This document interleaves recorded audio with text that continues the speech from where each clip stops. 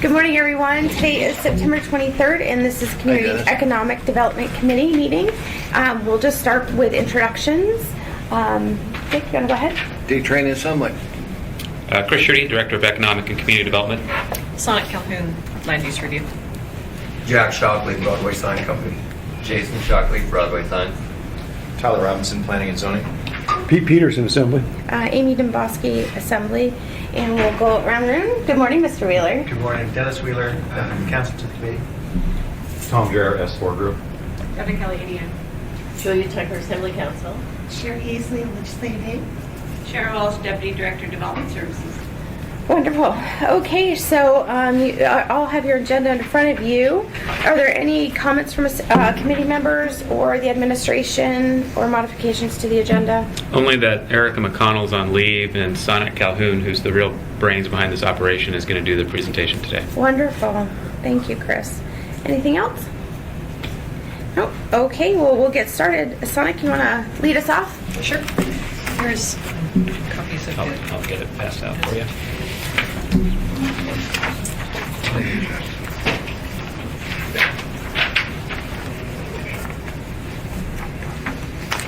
Thank you. Thank you.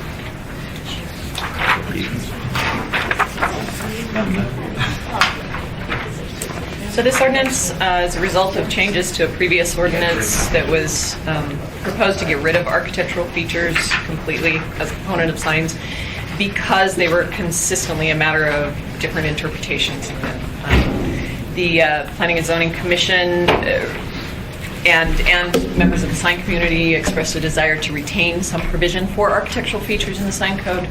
And so based on their recommendations and meetings with the sign community, we've come up with these proposed changes. During one of our meetings, we requested some examples of signs, and got a good response from the sign community. We took those drawings and photos of signs, reviewed them with these provisions. We actually increased the allowed provisions based on those reviews for some of the architectural feature. So down section 1, determining sign area or dimensions of signs. And in section A, the change in section 1 just defines what is considered sign area. Subsection A clarifies to indicate some items, A and B, some items that are not included in sign area. Section A indicates that architectural features are not included in the sign area as long as they're less than 50% of the actual sign area. If the sign is large enough that it uses the total maximum allowed sign area for the district, then it is limited to 135% of the total sign area. Effectually, if you were allowed 200 square feet of sign area and you had a 100 square foot sign, you could use 100 square foot of sign area and 50 square feet of architectural feature for a total sign area of 150 feet. If, however, you elected to use the maximum of 200, you would be limited to 270, which is 135%. It doesn't change much materially until you get, at 180 square feet, you could still have the total 50%. As you get to 190, you're down to 42. At 200, you drop to 35%. So. Are there any questions from anyone? Just a comment that the numbers that are in Section A in particular were the product of working with these guys and actually came from them. Actually, I think you made 130% was your recommendation, but we bumped it to 135 on the architectural features. So our recommendations from the other meetings were 150%. It's been going back and forth from there. And we still recommend the 150. Specifically because of what you were just calling out, those numbers get confusing. Once you start getting to the 170, 180, 190 square foot, what kicks in, the 35 or the 50? The 35 is always a part of it, but only when you're at the maximum allowed sign area. And again, it's only the upper end, which we typically don't see. And the intent in keeping it to 135% is Erica felt that a 300 square foot sign was a little excessive. And the difference that we're talking about is 25 square feet. The difference between the 35% and the 50%. In Go the ahead. 200 square foot example, you mean? Exactly. Go ahead, Jack. And I'm just saying that we're talking architectural features here. This is the part that makes the sign pretty. And we do want all of our customers to go in that direction to make bigger, nicer signs. This thing is just being a little restrictive. The sign areas that are already in place are, I don't want to use the word minimal, but we work with them all the time, and they are right to the T. Any smaller sign areas is going to be ineffective signage. So the sign areas that are there are the minimal. So we almost always build to the maximum sign area. Then we would like the architectural features on top of that to make the sign pretty. And I think that should be allowed to happen. This is not the major part of our work as well. This is a minimal area because the people have to invest more money to make this happen. The samples that we showed and submitted were over 100 square feet on top of the sign area. All of the submittals that we provided. I don't have. Now they're looking at 35. We think that is too low. We think of 50% across the board. If you take the 300 foot, that's just barely enough to get up and over and down the sign. Can I get a little clarification? What I see is a feature area that is no larger than 50% of the sign area. And then down here further, it says it never exceeds 135%. So, Can I draw? yeah, so I hearing some say 35 versus 135, and I want to make sure we're all talking the same thing. So it's gonna be very simplistic. Can you use purple? Can you use a darker color? Yes. Black or something? Yeah, or black. Sorry, it shows. Oh yeah, I can't see. Perfect.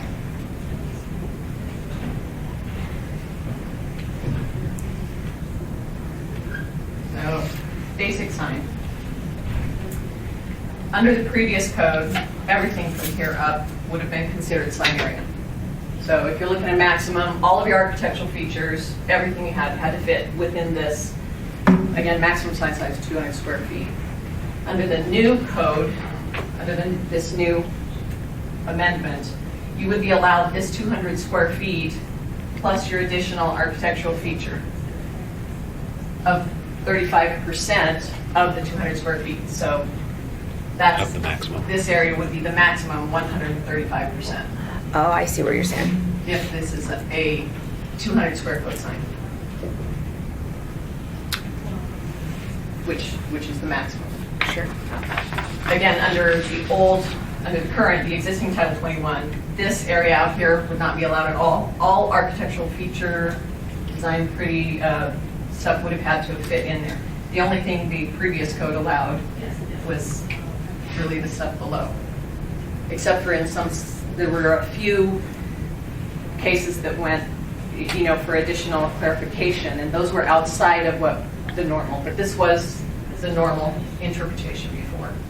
So if you're allowed 200 square feet and you have a sign that is less than the maximum for the sign area, which would be just the part inside that contains the text, then if this sign area was 100, then you would be allowed up to 50% outside of that for your architectural feature, until you got to the maximum of 200 square feet. Okay, and so what I'm hearing from Jason and Jack is that typically they always build the sign to the maximum in order to communicate a message, whether it's driving by, the font's bigger, you can see it, whatever. And so my recollection from the last meeting, from the beginning, the sign industry has asked for 50% for architectural feature on the outside. Is that right? Correct. Okay. Regardless of whether it's at the maximum or not. Right. That's how I remembered it. Go ahead, Jack. Maybe I misunderstood. Architectural features were always exempt from the sign area. But the In way other words, we always built to the sign area, and then the architectural features have always been in addition, so that to begin with, there was no actual number. As long as we could prove it was an architectural feature, it was fine. It didn't matter if it was an 8-foot wide wall under the old code, or the code we're operating with now. That's not the way it was ever interpreted because of the definition of architectural features. They were not, let me read that definition. Because it specifically said that they had to be lower than the sign face area.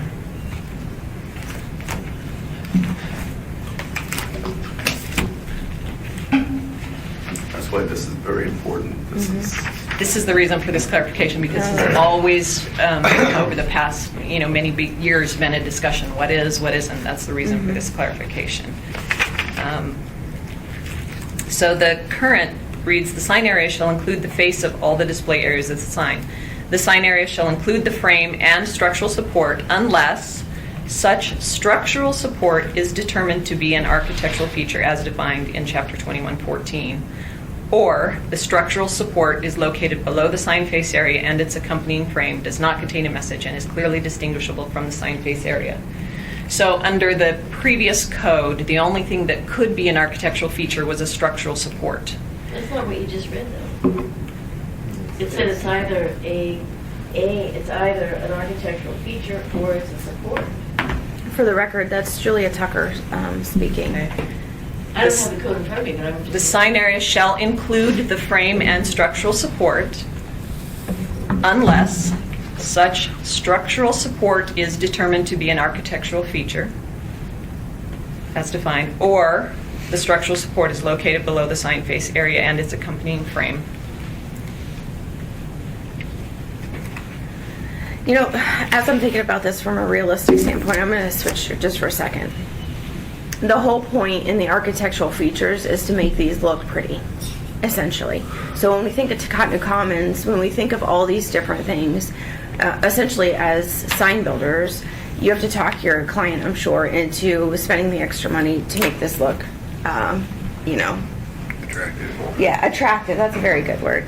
Yeah. So I would assume, if the fear from the department is you're going to have these huge monstrosities with these little tiny signs in the middle, I don't know that that's practical, just because of the cost involved. And I think the bigger you get, the smaller your sign looks. So I'm not sure. It looks like we're haggling over 15% here. And I'm not sure if it's really productive, if it's just that we're afraid of something, or if it's a realistic place to put our, to kind of dig in our heels. Are there any thoughts?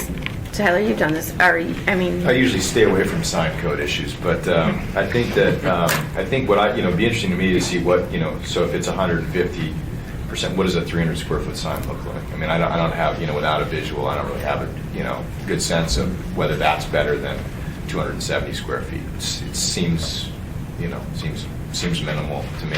I look at it two ways. One, is it appropriate? Is it necessary? Number two, in terms of the confusion, I think you can resolve that by just providing a little matrix that does the math for people, right? And then it's all there. If you do a sign this big, then you could, this is how much feature, and then it's like, it's just all there. That's in a diagram. Sorry to interrupt, but the code would immediately be exploded by going to 190 square foot of sign area. Because then you would be allowed 285 square foot of total, and increase your architectural, because that's 35%. 35% would be 270. Right. So going to 190 square foot of sign area would allow you to fall under the 50% and allow 285 square foot total of architectural feature. And so you're asking for an additional 15 square feet. And that's what we're really talking about. Across the board being 50% everything, an additional 30 if you hit the max, correct. But that 50% mark would never exceed the 150% mark just on math alone. That is, I don't know if I'm going to die if we get an extra 15 square feet. There must have been a rationale for it. You said, I think you made a comment that Erica felt it was too big. I don't know what that's based on. If it's based on looking at product or. It was based, if I recall, it was based on just doing some diagram samples like that where you actually push the limit to the max and the additional square footage, the impact that that potentially could have on the sign within the context of where it gets placed. I mean, it's not to say that architectural features are being discouraged. It's just trying to maintain some of the concerns in the past that led to some of the sign code changes over the years about the massing of it and how it impacts both visibility and the surrounding area. Which I hate to say, because all of the samples that these guys submitted were, I mean, they're all the signs that we recognize and know and love. They're really well designed. Right. So finding that balance, I think, is the issue. I think it's also important to note that all of those signs that we see and know and love were reviewed under the old Title 21 and fit within the current maximums. Yeah. What we're proposing here actually increases that allowed area. So those signs were designed with those architectural features under the previous way that they were reviewed. With one exception, I think the clock Tower. at Benson, Yeah. the old clock tower, was the only one that didn't make the cut. I don't think the Cotton Commons did either, did it? Did you do? Yeah, Yeah. it did. Mhm. Yeah. That one was reviewed under a kind of it went to Jerry Weaver and had a lot of discussion about that sign. So that was one of those that kind of prompted the architectural feature discussion. Under this new code, this way it would have fit easily. Well, we, the sign industry, we're really hoping that we feel that this is minimal. We really do. Plenty of discussions with us, and we were hoping that we had one more set to see this, but we really would not like the hands tied to have such a smaller amount versus a larger amount. We're not talking walls here, we're talking architectural features of pipes and frames and brick and things like this for aesthetics of the signs. And I think that's what we're going for. I think everybody thinks, is this going to be a wall? It's not. And I just hope that we would be able to go for the larger amount. Well, that's going to be something we're going to have to, obviously, we're going to have to debate back and forth. We're talking, I think I think we have a minimal gap to bridge here. And so I think there will be, I'm sure, robust discussions about this particular point. Sonic, do you want to go ahead and continue? Subsection B just clarifies that, again, structural supports located below the sign face area are not included in the sign area, and it adds that street numbers on those structural supports would not be considered sign area.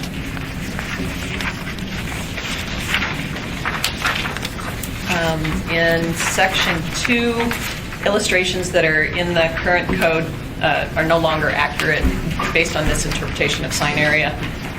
And so those are being removed. New signs will be created and proposed at a later date. Section 3, menu boards and ordering screens. This section implements changes recommended by the Commission in a previous meeting.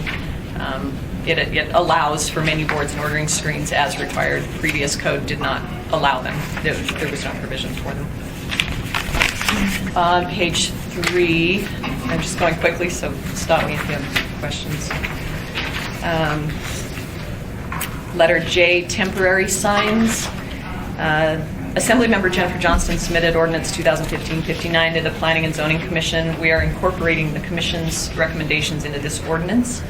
The changes allow buildings under construction to cover 100% of the windows with temporary signage when they are under construction or not occupied. Otherwise, under current code, they would only be permitted to cover 50% of the windows. Page 4. The definitions, there are changes to the architectural feature to clarify things that are considered architectural features. Also added the definition of frame to make our land use reviewers' interpretation of what a frame is more consistent with what the sign companies have told us that a frame for their sign was. We were previously looking at it as the entire, border area. It's really just the part that holds the sign in. So the frame counts towards your sign square footage? Yes. On page 5 of 6, added definitions for menu board and ordering screens, again, because there were no provisions, no inclusions of those in the existing code. That is that. The new ordinance was reviewed under 2 previous ordinances by the Planning and Zoning Commission. This is proposed to not go back to the Planning and Zoning Commission because they've already provided recommendations, and we have incorporated those recommendations into this ordinance. Okay, do we have any questions or comments from committee members? No? Chris, do you have anything? No, thank you. Jack or Jason? Okay, so it seems like overall, I think we're, for the most part, we're very, very close. Seems like I'm trying to read body language, maybe not entirely thrilled, but yeah, Jason, if you want to just give us a couple comments regarding the ordinance overall. I think we're progressing in a wonderful direction. Okay. Doing these sign codes is excellent on our behalf because we get the input, put our input into the mix as well, in which we didn't always get to when they were first drafted. So it's exciting for us. Perfect. Jack, do you have anything? I think that we're moving in the right direction. Perfect, thank you. Dick? Amy, you've done a great job from what we had before to actually having the industry come and tell us things they may want to have. We may not reach 100% agreement on this, but at least you guys are part of this process. So thanks for being here. Thank you, Amy. Chris? Just one more comment that this will be an ongoing conversation with industry as they implement it and we see areas where it can be improved. We've already started a conversation about height, at least in the downtown area, and how high on buildings they can be versus how low they should be, and the realities of what numbers on paper look like when they actually install them. And so we'll continue to be working on some other areas that will come before you. Sonic, do you have any comments? I think I've said a lot already. No, really, really well. Pete, do you have anything? Nope. Anything else, Tyler? No. Okay, well, I wish I could take credit for this. I did pick up the phone and call them and invite them to the meetings, but I really have to really give the industry and the department all of the accolades for working together and coming up with this. And I think, Chris, you're 100% right. The fact of the matter is, conceptually, we can make laws and make regulations, and when you go to implement it, sometimes you realize things just don't work out the way you visualize them in your mind or you put down on paper. So I think my goal moving forward is to work very collaboratively with the community, and that means those delivering the service, the administration, and the assembly. That way, when we realize, okay, if we do implement it, at this, it never exceeds 135%. If that's really where we go, if you guys come back to us and you practically try to apply this and you show us good examples of, okay, look, this would have been the difference, and sometimes it may mean the difference, frankly, and this is something I think the department has to think about.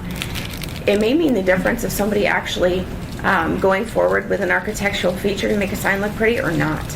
We may say 30 square feet isn't a lot, but if they can have a spectacular result and they end up going for it versus, I really don't really see, I really don't see the value. Maybe they won't. Maybe that will never happen. But if we do have that constructive criticism come back to us, I think we need to not be prideful, and we need to be very open to, adjusting. And I think the goal here is everybody wants the city to look pretty. Everybody wants the signs to be functional. So striking that balance, I think, is obviously the hard part. But we're trying to get there. So there will be, I'm sure, discussion once this comes forward. When is the administration planning on introducing this? I'll have to get back to you on that. Okay. So we'll let you know when it comes before the assembly. It'll first be on the agenda for introduction, and then usually 2 weeks later for public testimony. I would encourage both of you to show up for public testimony and just make your comments to the whole body. I wouldn't be surprised at all if somebody makes a motion to try to amend that square footage. What that will allow all of the assembly members to do is debate and discuss the topic and potentially, there'll ultimately be a vote on whether we change it or not change it. But the decision will rest with all 11 assembly members. So, I encourage you, if once this becomes introduced, if you have graphics or examples that you want to share, email them to all assembly members. If you just send them to the city clerk's office, then when you go to have the conversation about square footage and architectural features, it gives people something visual. Like Tyler said, he's very visual, so he wants to see the difference between this 30 square foot. If you can provide those examples, if you send them to all assembly members, the administration will get them too, and they might come back and say, you know what, we've thought about it, this makes sense, or they might evaluate it and say, you know what, we see where they're coming from, but we still want to try this. But it gives everybody the chance to understand your industry a little better. I hope that helps. That's, yeah, thank you. Okay. And if you just go to muni.org and click on assembly, there's a link where you can actually hit all assembly members. It's !MAS. Isn't that right? Yeah. And that's how it starts off, the email address, and it hits everybody in the city clerk, and I think the administration, you guys, I think you're, I don't know. we'll make sure you Yeah, I get don't know the it. answer to that. If I get one of these, I'll make sure to forward it to you guys. And that way, ahead of time, the most information you can give people, the more comfortable they'll feel making a decision. So I think that would be very, very helpful. Yep, go ahead, Jack. And just a quick thing, yes, I will be there. Count on that. Perfect. I'm hoping that there's a method of being able to make these changes in our sign codes at sonnet and level. Oh, yeah. So that we don't have to bother the assembly that's running the whole city Sure. with square footage of signs or colors or whatever has to happen. I'm hoping that we can deal with this at a lower level. And you may be able to, I would suggest, and if Chris is agreeable to this, just if you can get some of those diagrams or some of those examples for it together and just sit down. We actually have them. We just didn't bring them into the meeting. Oh, okay. Yeah. So, the lowest level you can, you can achieve this change if you can convince them is to talk to the administration, and that would be Chris, essentially. And he's in charge of that department. And so if they change it before introduction, it'll already be in there and there will be no debate at the assembly. But if it comes forward like this, if they want to put it forward like this, then the debate will be had at the assembly level. We'll give them a good packet so they can get a good understanding of it. Yeah. So just get with Sonic or Chris after the meeting, and then they can make sure you have the right contact information. Sounds good. Okay. Are there any other questions or comments regarding the sign ordinance? No? Okay, you guys can hang around if you want, or you can. Thank you for being part of the process. It's riveting meeting, so you might want to stay. You never know. I expect today's going to be a short meeting. I realized that I left my bullet point under old business empty, but I meant to put in the Title 21 comments. After Eric presented last time, has anybody, after reading everything and taking time, a couple weeks to contemplate it, has anybody had any questions or comments regarding the Title 21 ordinance that was introduced at our last meeting? Tyler? I guess two questions. What is the ordinance number as it's doing? Does anybody know? Julia? You have the agenda with you? I don't know. She might have it. Yeah, I'm 14. We laid it on the table, so we, at the meeting, we didn't even have a number yet. I remember seeing it. I just don't remember. My only other comment, and just in terms of just making sure, we heard a lot of feedback here about people wanting to make sure they could review the proposed ordinance before it came to public hearing. The intent is to have public hearing on the next Tuesday, on the 29th. Is that right? I think the one other thing that came up that we chatted about was the section on Northern City design. Yep. And whether it applies for duplexes on up to large developments. I can provide some language that individual assembly members could propose on that. 100. It's 2015. 100? Okay, so it's AO 2015-100. Right, and then although the first page of it, as introduced, didn't say draft, for reasons unclear to me, all the other pages how, what was submitted had the words draft still on it, so I don't, that's just a question. Okay, we'll get that water. I mean, I doubt it was intended or intentional. what's going on there. Is there an AM to it? No. There's not. I mean, it's complicated stuff, and I think I'm sensitive to the fact that, you know, we've worked on it. It affects our business, our ability to put good product out there. And as I've shared, we're in the process of designing projects right now and kind of hitting moving targets. You know, that said, I think it needs a little bit of, you know, background for the general public to understand. I mean, the stuff that I'm hearing is, you know, well, you know, developers are gutting this code, and it's intended now not to meet Anchorage 2020, when my whole effort involved in it has been that we actually can implement the projects that we want in the first place. And so sometimes that's easier done in a narrative, you know, than not. And I know we were hurried to get it on there. I think you're going to probably hear a lot of that criticism that, oh, we didn't have long enough and they didn't, you know, and I'm sensitive to that. I just want to figure out the best way to get this thing through in a process that's seen as transparent to the general public. Just a comment there. Well, an AM would be helpful in that endeavor. Yeah, I don't know, you know, Chris, there have been AMs associated with the other ordinances. I think, you know, it would be sort of melding together. That's a piece of cake. Okay. Okay, so Chris, you can provide an AM for the next meeting. We'll get ready for that. So we'll have to, obviously, because of procedure, we'll have to lay it on the table and just like incorporate the We have an AM. addendum to the agenda to get it done. Yeah, perfect. Okay. I forget we get to do the addendums Friday, isn't it? Yeah, we can get it done. Okay. And then make sure on this committee's webpage that it links directly to that ordinance. I mean, I think that's what we had committed to. When I Yeah. went on yesterday, I didn't see it. Okay. Oh. I'll go down and talk to them, make sure they get this one up there. That'd be great. Yep, I can do that. You know, it's usually the usual people we see showing up are those that say there was no public process. Right. They get paid for saying that, I think, in some respects. I'm sorry. sensitive to it, and I You see can it have a as lot much in my own process work. as you want. They will still be there saying there was no process. I just want us to have, you know, covered as many bases as we think is accurate on, you know, on that. But Dick, I agree with you, and I could probably name them. Thank you. I could definitely name them. Okay, so I'll make sure to get the ordinance on the webpage today. Okay, great. So that's there, and as soon as the AM is available, we'll put that up too. Okay.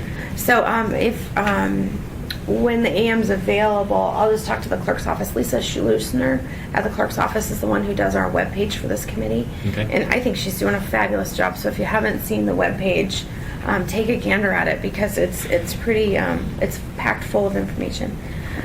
So we'll do that. Yep. if I may, before I spend a little bit of time, I don't think it's a big deal. Do any of you all have an interest in seeing a potential amended language for that winter city? I do. Okay.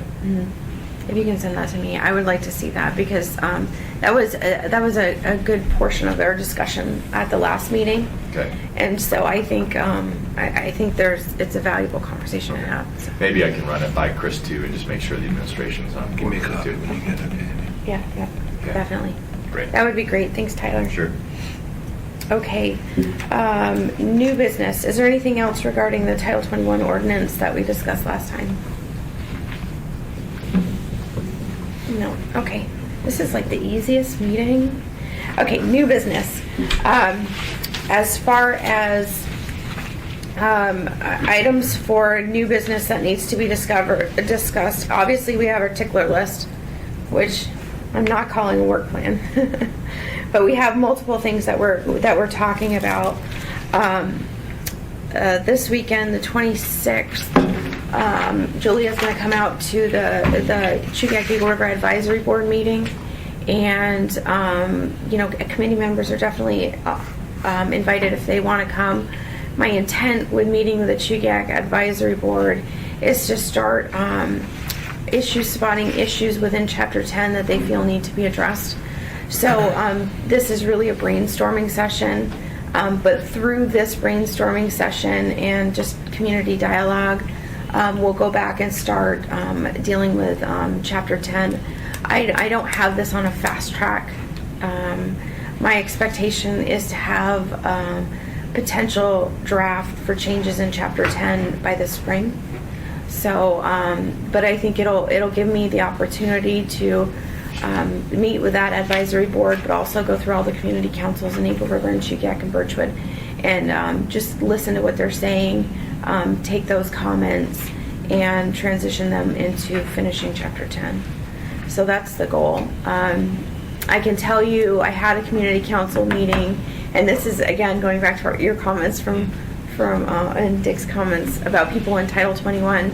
I had a community council meeting last week, and there was this people that weren't part of the process initially when we set up Chapter 10. All of a sudden, they heard there was going to be potential changes to Chapter 10, and they're like, "Why are you undoing Title 21?" And that was never ever the point. I mean, one of the things the reasons we set up Chapter 9 and Chapter 10 was to make sure these unique parts of our community have their unique characteristics, presented and protected, and so I had to explain, rural road standards and rural lighting standards and all these different things that you're going to have different development in Eklutna than you do in downtown Anchorage. I mean, that's just reality. And so we had that discussion, but it's I think communication is key. And luckily we have a little bit of time for this one, but I've made I've not hesitated in the fact in saying it, and I've made it very clear that Mr. Starr spent years on planning and zoning before he was on the assembly, and he has a lot of knowledge, and I'm trying to leverage that before he's gone, and his term expires in 2017. So my goal is to finish Chapter 10 before he's gone.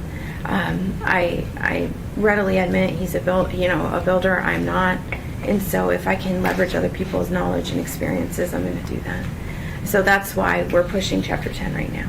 I recommend you give a name of somebody in Chugiak, Eagle River to the administration for the Planning and Zoning Commission as well. We don't currently have somebody on there from your area. Really? And I think it's important. That would be, and that's unique actually, because for years we've had somebody. And make sure she has a residential background. Those are the gaps we're facing. Well, I can talk to you offline, but I had given the previous administration 2 names from Eagle River, and they weren't put forward. So I can. Now's the time. Okay, I'll make sure. One is coming right off the top of my head. So I'll make sure to talk to you, Chris, and see if we can, because I think it is important to have diverse perspectives, especially. We just don't want everything to look the same, and I think sometimes when we challenge each other with our different experiences, I think we get a better product in the end. So that's a good thing. Okay, so as far as new business, does anybody have anything that we don't have on here or we don't have currently underway? The only comment I want to make, maybe on Sharon's behalf, is just that Assemblymember Evans has indicated he'd like to touch on building codes, which is technically a different chapter than 21, and this is Sharon's Ballywick. Do you want to speak to that? Well, actually, right before, and so I'm... Go ahead, put it on the record. Yeah, I'll put it on there. So I just pointed that out on the tickler list for the agenda, that building code is Title 23, and Ms. Nabosky noted that this is actually the change in name of the committee. It may not necessarily be limited to Title 21. And in that case, all of development activities should be discussed here, which I'm fine with. I just need to know if I'm supposed to show up on a regular basis. So we'll make sure to, Sharon, sorry. Yeah, just as long as we're there, if you'd like to know progress on the building code. Yes, that would be great. Dean Gates, the draft ordinance is about 2/3 drafted. We had a setback because Dean Gates had an accident and snapped a bicep tendon or something in his dominant hand. I did have surgery. They put him surgery, everything, put him back a little bit, but he and I are now at the point where we're in the daily contact with the final couple of edits. We do want to give the building board the courtesy of noting there's probably a dozen or so edits since they saw it last. They have the option to want to see those or not, so we want to send them, members of the building board, a summary. Do you guys want to meet as a board or not? And as soon as that's questions answered, we'll come to the assembly. We hope to get there in October. Okay. And this might, since we have time, we might be able just to end up crossing this off the list, honestly, if we just discuss it now. So Initially, Mr. Evans had asked to put this on our tickler code to deal with building codes, and I didn't fully understand where he was going with that. Outside of a meeting, I did receive a phone call from someone in the industry, and the comment that was given to me was, you know, we're so far behind in adopting building codes. Why don't we just, you know, get back on schedule and just bypass this one? What year? We're adopting the 12. So we're adopting 2012. Why don't we just go ahead and move forward in 2015? I think is what he had said to me. And initially, I wasn't familiar with this process, and so I said, well, maybe that makes Seems sense. like I on this mean, face. logical. Let's catch up, you know. And so I had some discussions with Julia, and Sharon was pulled in, and so the three of us, not necessarily to each other, but you know, through one or more parties, it was explained to me actually what happens in the process and why that really doesn't happen. Sharon, can you give us like a 2 or 3 minute explanation of what we're talking about? Okay, so we adopt the international codes, so it's international codes, but the idea is that everybody in the country and other countries is more or less on the same page with, you know, how they build their buildings. And it's the way changes are made to that code, it's on a 3-year cycle. There's Group A, Group B, Group C. Group A, for example, would be the structural ones, and you know, there's different groupings because it's too much to tackle at once. People who, code officials, enforcement people who have been dealing with the codes, design professionals put forward a proposed change because of something they learned, new technologies, whatever. Put it forward, and they're discussed at a hearing process in May, and then they're adopted by vote, or debated and adopted by vote they're usually in October. It's in 2 weeks for the cycle they're doing now. And once those are adopted, then they're published. So it's an iterative process. Then Group B goes, and then the next group goes. And so it takes 3 years to get through them all, and then that group is published. So right now they're actually discussing the 2018s that starts this year. So the 15s are out and published just as the end of last year. So what happens to jurisdictions is design professionals and everyone else, jurisdictions, especially us, make local amendments for our seismic codes, our wind codes, our snow loads, the different things that are unique to our geographical area that we need to recognize in the codes. You don't build the same thing here that you would build in, you know, Arizona. So once the codes are published, we have our internal meetings, do our amendments to those codes, and that usually takes a year or so, and then we bring it to the assembly. Normally, we're about 2 years behind. So the 2009 codes were adopted in 2011, and just about as quick as you can do it is 18 months. And then the 2012s were published, and we began discussing those, and we're almost ready for adoption about a year ago. And then there were some, we had all the internal meetings and meetings with industry, and there were some changes out here, and that flagged. And now we're to the point where we're finishing it up. So what happens to industry in the meantime, industry it's iterative. So the 2009s are built on the 2006s, the 2012s are built on the 2009. If you skip a cycle, you may have missed a piece of it. And you may have bridged over something that you needed along the way. That's the best way I can explain it. So skipping over is very tempting, but it's very cumbersome for industry and everyone else to say, well, that was okay then, but then that changed this, but then that onto that. So you really need to keep in the cycle.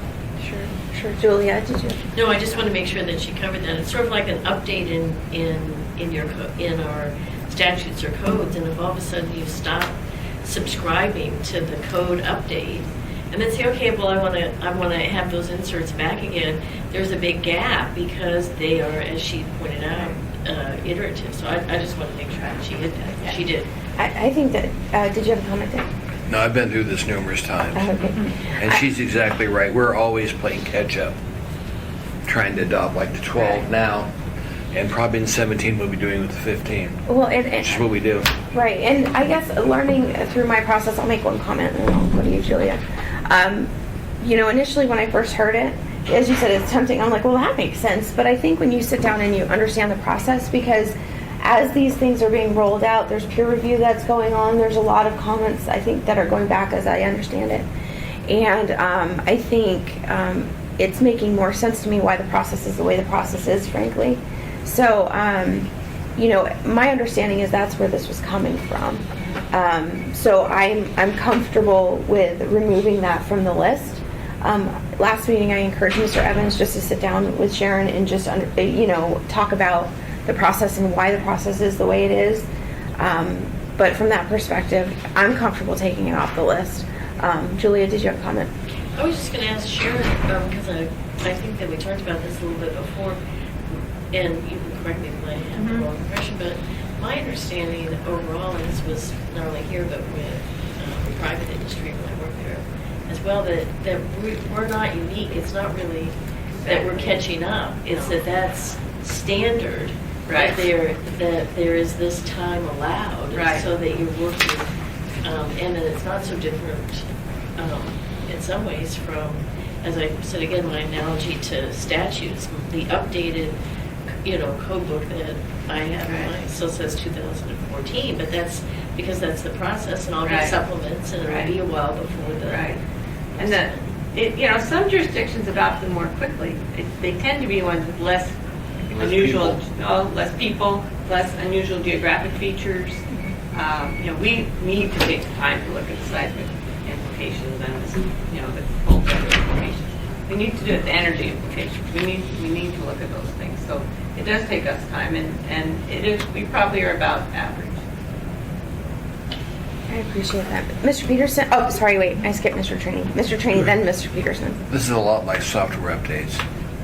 You can't just, we're not going to do these two, we're going to pick up the third one.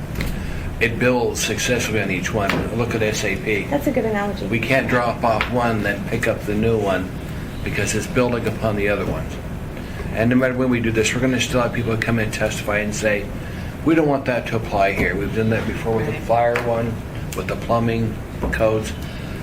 We're going to have debate no matter when this thing is. So Sure. my suggestion is we just take the 12 when it gets to us. I appreciate it. Mr. Peterson.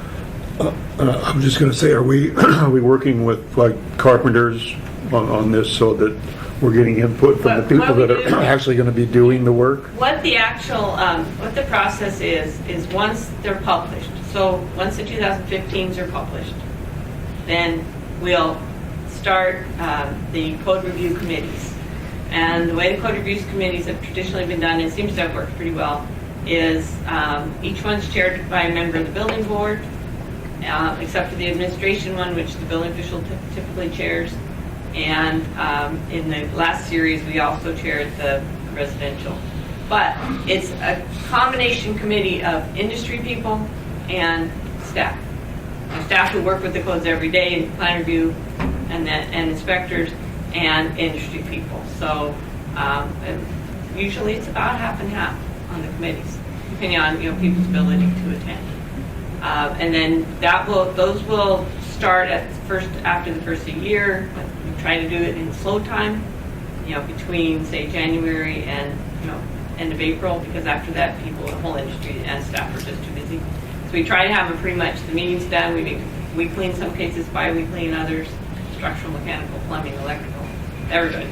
And then compile those into a document that is sent through legal, and then goes to the building board, and then the assembly.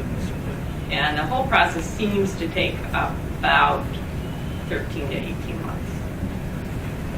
Because you have a construction season that's usually in the middle that you kind of have to allow for. So, but it's generally been effective. In fact, the last time one break we did is for the administration, 2310, which is the administrative piece of it, was always traditionally done just in-house, because it's it's the code to administer and all that. We actually did have industry input on that, and it was a very valuable committee. We had Luke from Davis Constructors. We had Trevor from Trevor was a pretty good participant. Serena O'Donnell. So we did have industry participation, very valuable input, and we incorporated quite a few of their suggestions, so that turned out to be good as well.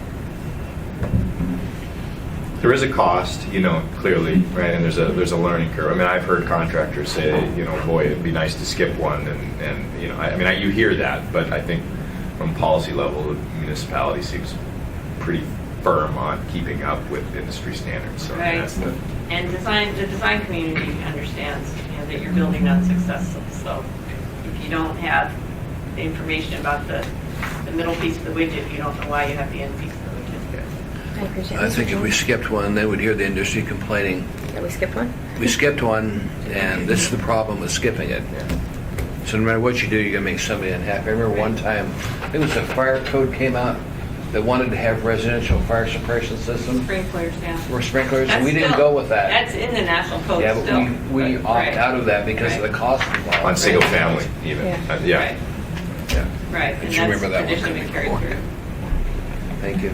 Okay, I appreciate that. Okay, we are coming to the end now. So what I would like to do is I would like to get an update from Mr. Peterson on cell towers. I know it's not on there, but we're kind of to the end. So how are we coming with your cell tower group? Well, we're going to try to have a meeting here in a little while, and a couple of members of the committee or working group are out of town right now. Okay. Ernie's going to be gone until the middle of next month, and so we'll see what kind of progress we can make. We just have to. We had a really good presentation at our last meeting about the way the process works right now, and so that I think everyone that was at that meeting felt like we gained a good amount of understanding on how the process sort of physically works when people come in and with an idea of where they want to put a tower. And so we just have to figure out what changes we want to make. When some of the ongoing changes in the cell phone industry, we have to sort of keep our regulations up to snuff with what changes we can see coming down the path. And so the newest thing, I guess, is the stealth towers. Stealth towers. And when you mention that to Oh yeah, those have been around for a long time. to citizens, they all think that's a fantastic idea. We can have these cell towers and we won't be able to even recognize them as a cell tower, or hardly be able to recognize them. So, but they are more expensive, and they haven't been totally proven. I think they have one stealth tower that they have put up somewhere that looks like a tree, or they're in the process. It's permitted in Girdwood, but I don't think it's up yet. It's not up yet, so we'll just have to sort of see what, if that handles the winter, can it handle the weather, and then if it does, then that's something that we'll hopefully see more of. But we have to figure out how do we incentivize that for industry so that they're willing to do that to placate their customers, because obviously everyone wants their cell phone to work every time you open it up, or turn it on. But there's only so many towers out there that can only handle so much data. So, Mr. Shiny? About 8 years ago, I was in San Diego. They have great stealth towers down there, palm trees. right. I don't think it would work well here. No, probably not. So we have to have our own design that merges into our landscape. Because cell towers down there work, but I don't really think we want them here. Unless you want New York Chugach area. A palm tree? Yeah, well, they're good stealth towers. The problem is they stick out like a sore thumb in this I was town. gonna say, we have enough trees, maybe you wouldn't even notice. Ms. Tucker? Erica was going to do something for the cell towers working group that was similar to what she had done for the marijuana committee. That was sort of lay out those kind of threshold decisions. Was that something that was completed? She and Robin Ward have been working on that together, and Robin's taken the lead on that in Erica's absence. Same process, though. Was that going to be happening at the meeting today? So I understand it. I think so. Yeah. We're- Great. Okay, well, I But- mean, that's but Eric- good. but- I just wanted to add that to your report. So that, Ernie and Erica are gone, so, but But you they know, have we'll see what somebody- Robin's got yeah. for us. Yeah. What time is that meeting? At 11:30. Yeah, right after this one. So, and Mr. Weaver's helping the Cell Tower Group. Have you participated in some of their meetings already? I did attend the meeting 2 weeks ago. Yeah, good. Making good progress? Yeah, I think we're coming along here. Good, okay, so my guess then is, since you, go ahead, Julia. I just, I saw that GCI, who was here last time, also had sent in some, I didn't have a chance to look at them, some comments and things on cell towers. I think they sent that to the committee, maybe to the whole assembly. What I'm not sure is whether Mr. Wheeler got copied on that. And I've not seen it.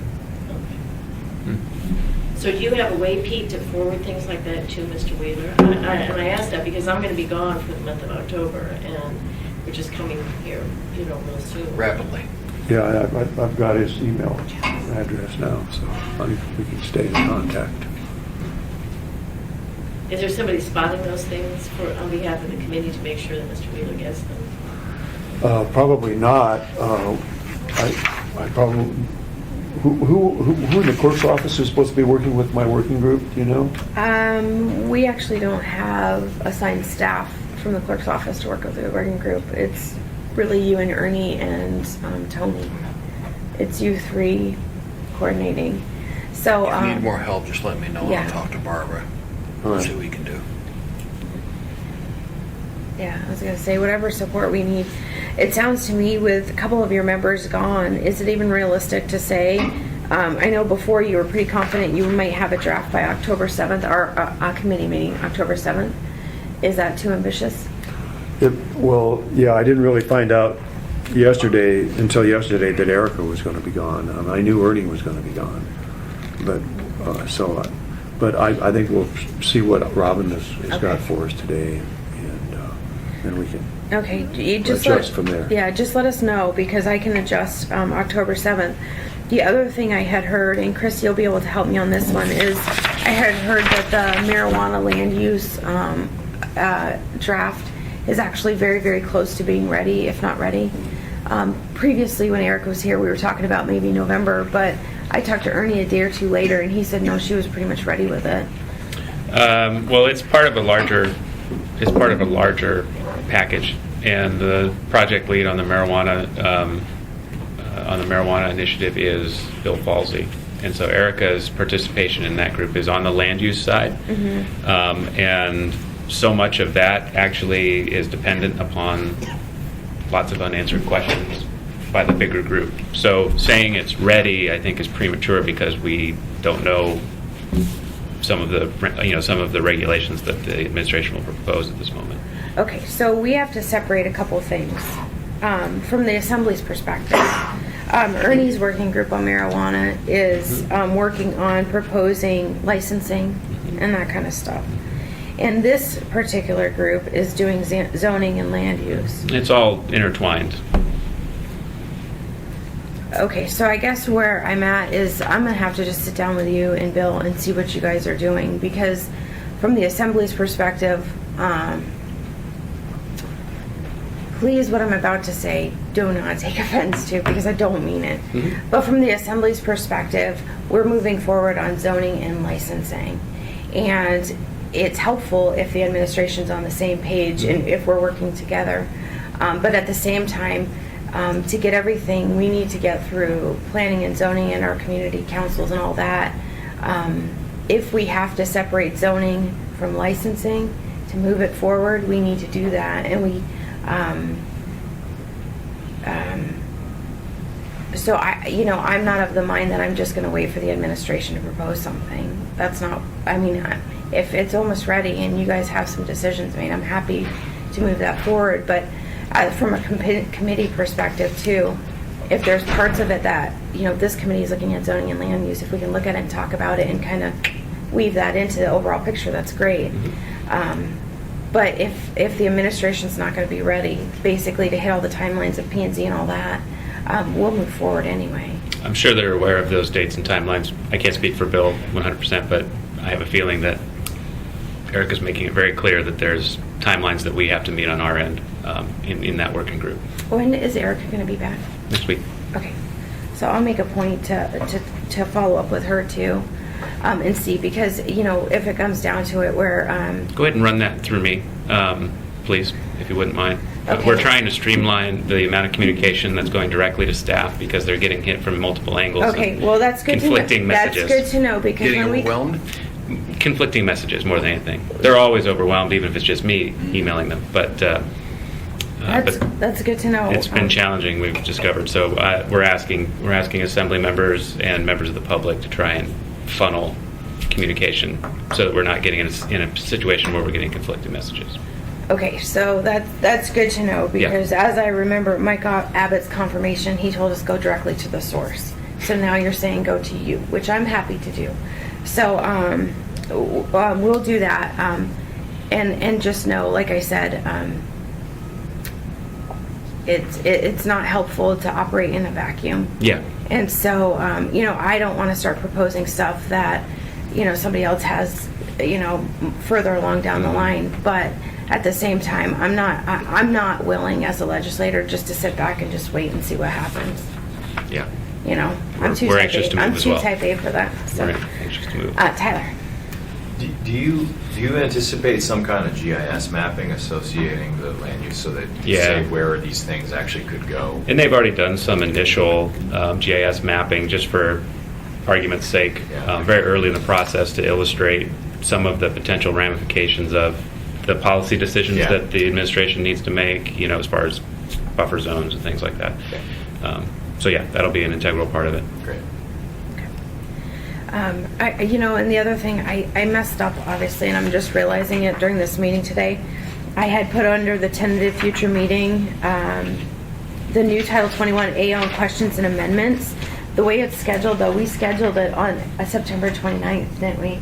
To make action. So I think I don't know what I was thinking when I wrote that. So from the committee's perspective, we've talked about, it sounds to me, when I'm looking at the combined version, the only thing that's kind of sticking is the northern cities issue.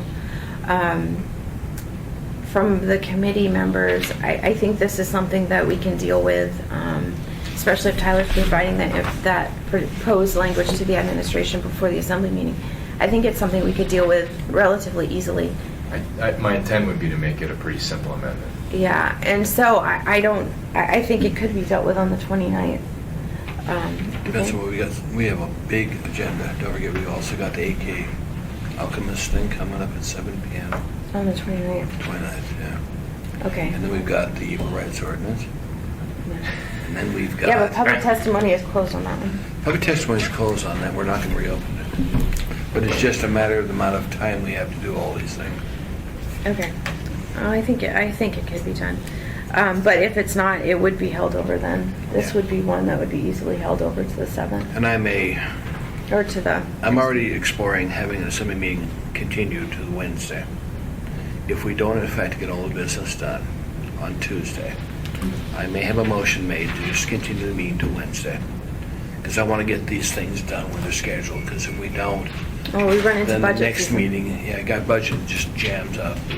So it'll be my thought is the intent is to see that amendment, get that amendment given to administration so they get a chance to look at it too, and then have it debated on the 29th, and hopefully, you know, we'll go one way or another, and then hopefully have it passed on the 29th is my thought. So, you know, this having it on the agenda for October 7th, it should be a moot point by then, because we're going to be launching right into the budget. So that would be helpful to have that off of there. And if the cell tower working group is not going to have a draft for us or substantial information to give us on October 7th, then my recommendation would be to cancel the October 7th meeting.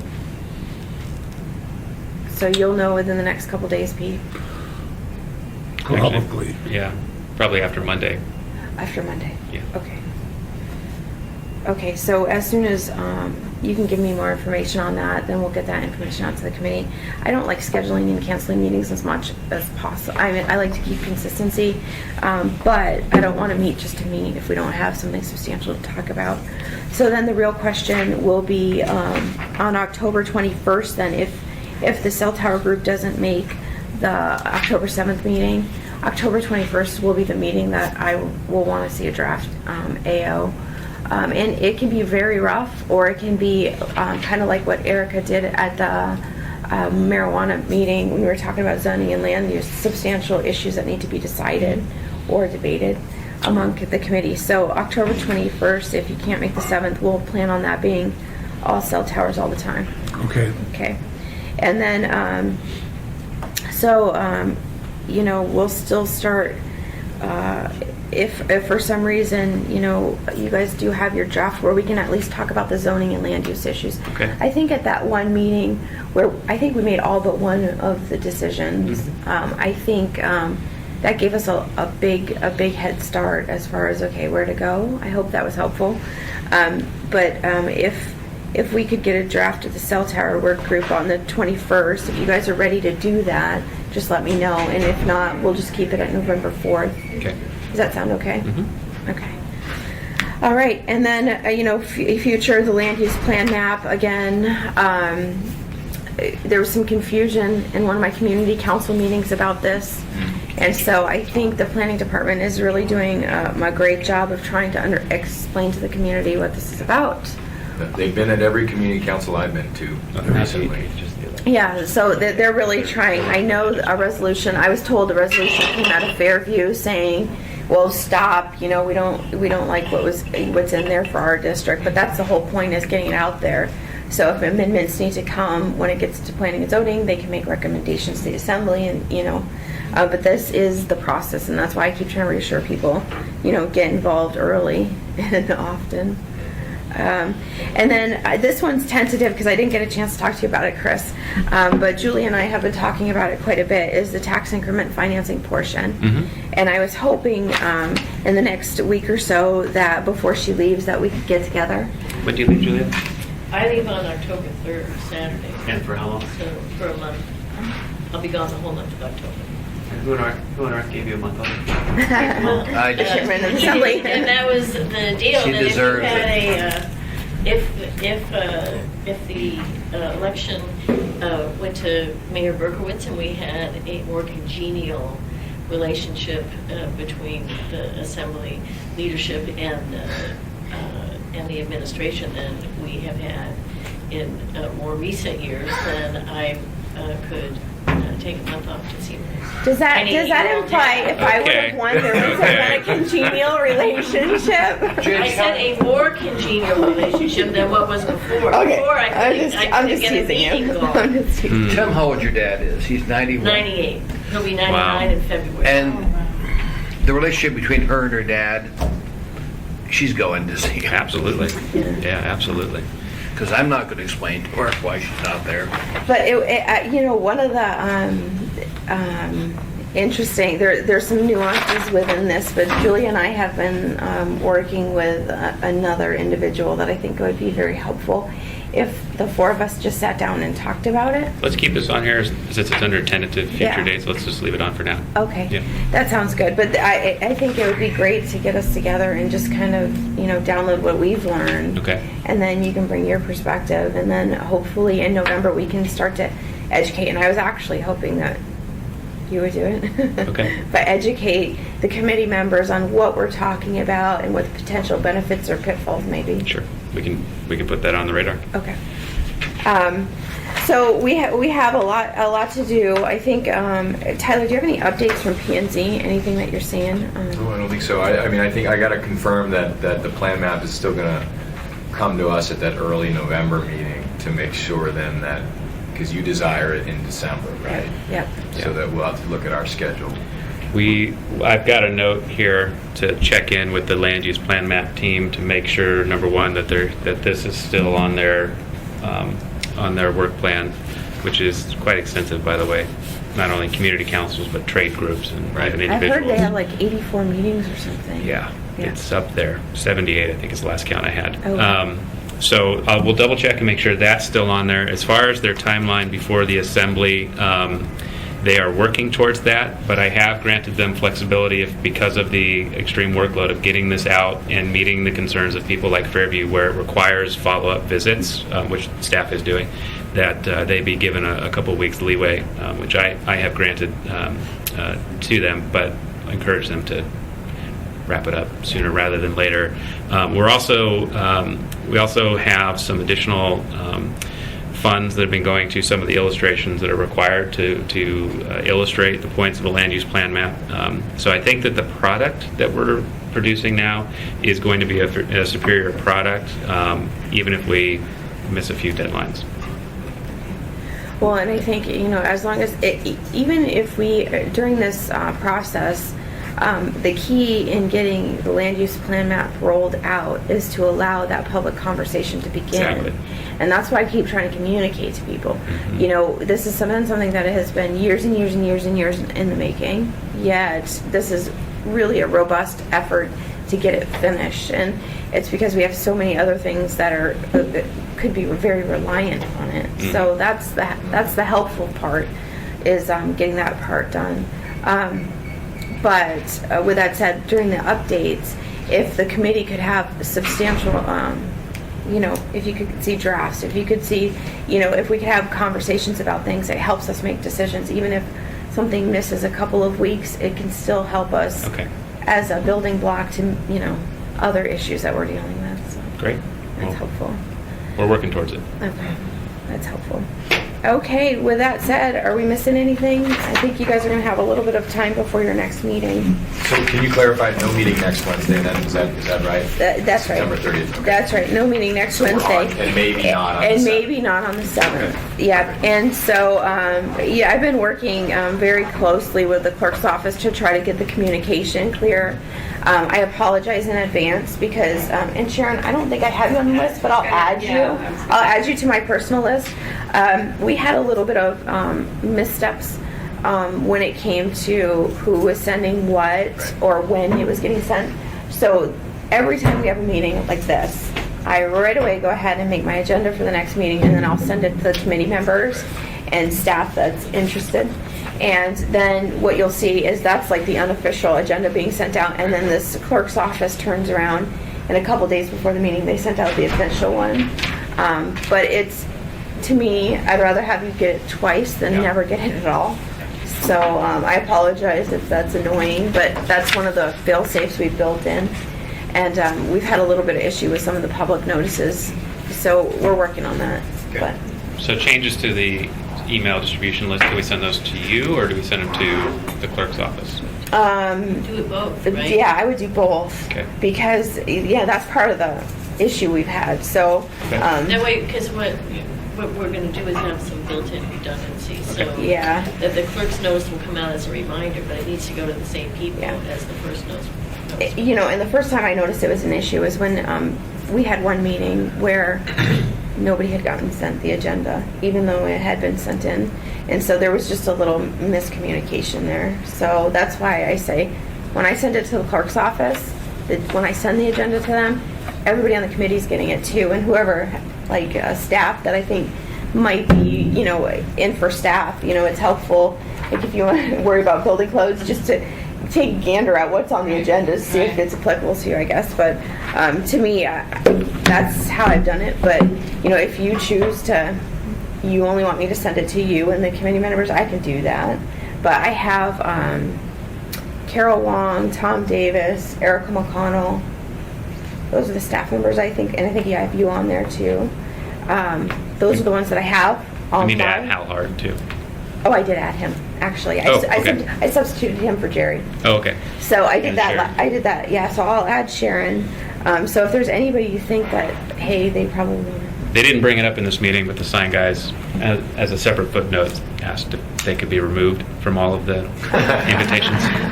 They don't want the sign sent to them. So they're on the clerk's list. They love getting countless invites to meetings that they don't really need to go to. So, Okay, I'll talk to the clerk's office and have them removed, because they're on her list, not mine.